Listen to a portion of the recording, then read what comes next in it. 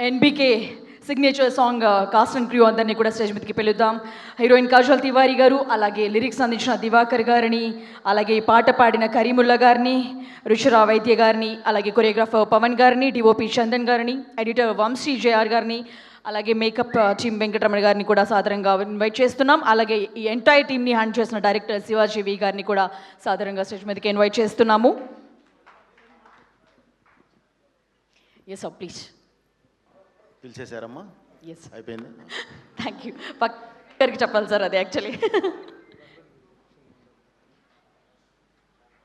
అది కాదు జగన్, ఏదైనా మాట్లాడేటప్పుడు వెనక వాళ్ళు కూడా ఏదో కొంత మాట్లాడాలి కదా.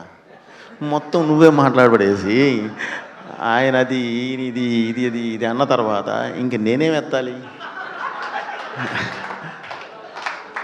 సో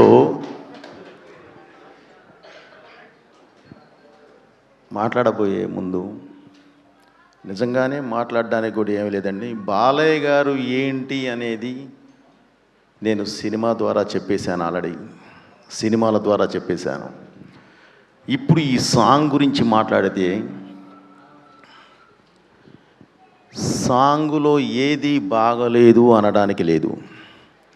అది మ్యూజిక్ అవనివ్వండి, లిరిక్స్ అవనివ్వండి, డాన్స్ అవనివ్వండి, ఆర్టిస్టులు అవనివ్వండి, వాట్ ఎవర్ ఇట్ ఈజ్, దానిలో పాల్గొనిన ప్రతి ఒక్కళ్ళు, దాన్ని చేయించిన జగన్తో సహా ఏది బాగలేదు అనడానికి లేదు. కానీ మీరు గుండెల మీద చేసుకొని చెప్పండి, బాలయ్య గారు చిన్నప్పటి రూపం నుంచి ఇప్పటి వరకు చేస్తున్న ప్రతి పోస్టర్ పడుతూ ఉంటే మీరు అది చూస్తారా, సాంగ్ విన్నారా?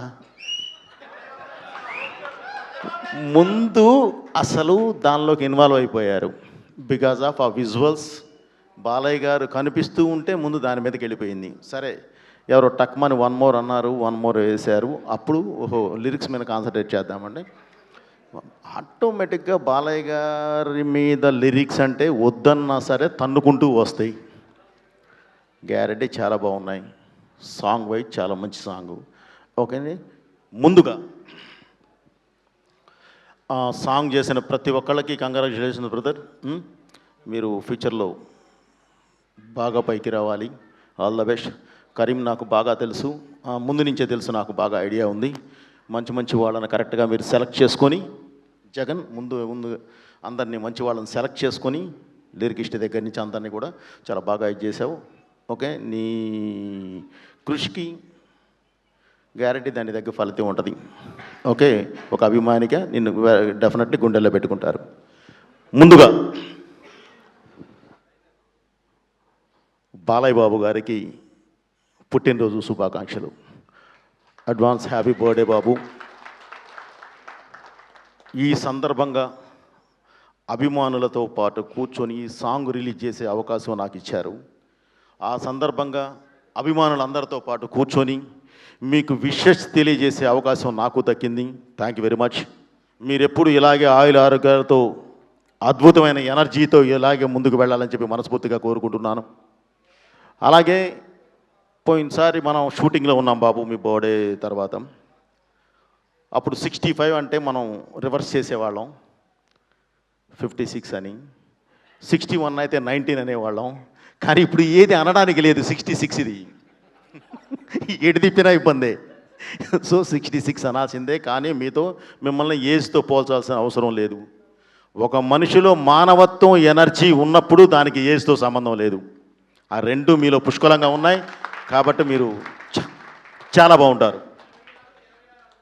ఎస్, ఓకే అమ్మా, అది నీ దగ్గరికి వచ్చినప్పుడు మాట్లాడదాం. ఇప్పుడు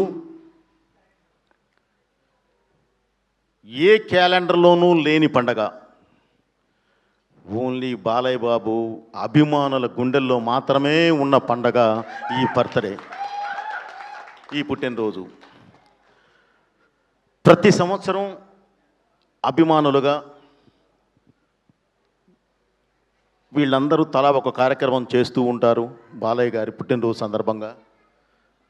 నేను చూస్తూ ఉంటాను, నన్ను అప్పుడప్పుడు ఇన్వైట్ చేస్తూ ఉంటారు. అప్పుడు నేను అందుబాటులో ఉండొచ్చు, లేకపోవచ్చు, రాలేకపోవచ్చు. సరే, ఈ సంవత్సరం ఇది చేశారు. మళ్ళీ ఏం చేస్తారులే, నెక్స్ట్ ఇయర్ ఏం చేస్తారులే, ఈ ఇయర్ ఏం చేస్తారులే, 66 ఏం చేస్తారులే అని వదిలేస్తే అంతకు మించి చేస్తున్నారు చూడు జగన్. నిజంగా మీ అభిమానులందరినీ కూడా ఆయన ఎప్పటికీ గుండెల్లో పెట్టుకుంటాడు. ఎందుకంటే ఈరోజు నేను మామూలుగా ఏదో సాంగ్ రిలీజ్ అంటే నేను మామూలుగా వచ్చాను, ఇదో ప్రీ రిలీజ్ ఈవెంట్లా చేశారు. నేను ఎక్స్పెక్ట్ చేయలే, ప్రీ రిలీజ్ ఈవెంట్లా చేశారు. మధ్యాహ్నం ఇంకొకళ్ళ ఫోను ఎన్టీఆర్ ట్రస్ట్ భవన్ నుంచి బ్లడ్ డొనేషన్ చేస్తూ మన కూకట్పల్లి పవన వాళ్ళు కాల్ చేశారు, అన్నయ్య మేము ఇది చేస్తున్నాం ఒకసారి రావాలి ప్లీజ్ అని. లేదమ్మా నేను బయట ఉన్నా, నాకు ఐడియా లేదు కదా, నేను సాయంత్రం ఇటు వెళ్ళాలి అని చెప్పాను. ఇంకొకళ్ళు వచ్చేసేసి క్యాన్సర్ హాస్పిటల్ దగ్గర అన్నదాన కార్యక్రమం. అలా ఎవరు ఏ అవకాశం ఉంటే ఇది మా అభిమాన హీరో నిండు నూరేళ్ళు హ్యాపీగా ఉండాలి అని చెప్పి కోరుకుంటూ చేస్తున్నారు చూడండి. ఈ ఆశీర్వాదాలు ఎప్పుడూ ఆయనకి నిండుగా ఉంటాయి. అలా ఆశీర్వదించాలి, అలా మంచి కార్యక్రమాలు చేయాలన్న అభిమానులు ఉన్న ఆయన చిరస్మరణీయుడు. ఇక ఫైనల్గా ఒకటే చెప్తానండి, నిజంగా నందమూరి అభిమానుల్ని, సోదర సమానులైన నందమూరి అభిమానులందరినీ నిజంగా అద్భుతంగా అభినందించాలి. అదేంటంటే ఒక సినిమా చూసి, బాలయ్య గారు సినిమా ఒకటి చూసి, ఆ సినిమాలో ఉన్నది ఆయన ఏదో హీరో అనేవాడు మంచే చేస్తాడు. సో సినిమాలో మంచి చేసినప్పుడు అది చూసి వెళ్ళిపోవడం కాదు, బాలయ్య గారికి ఇష్టమైంది పని చేయటం, బాలయ్య గారికి ఇష్టమైంది కష్టపడడం, బాలయ్య గారికి ఇష్టమైంది సేవ, బాలయ్య గారికి ఇష్టమైంది సమాజ సేవ. వాటన్నిటినీ మీరు కూడా ఏదో వంశధారకుల్లాగా మీరు కూడా దాన్ని బాధ్యతగా తీసుకొని ముందుకు వెళ్తున్నారు చూడండి. నిజంగా మిమ్మల్ని అందరూ అభినందించాలి,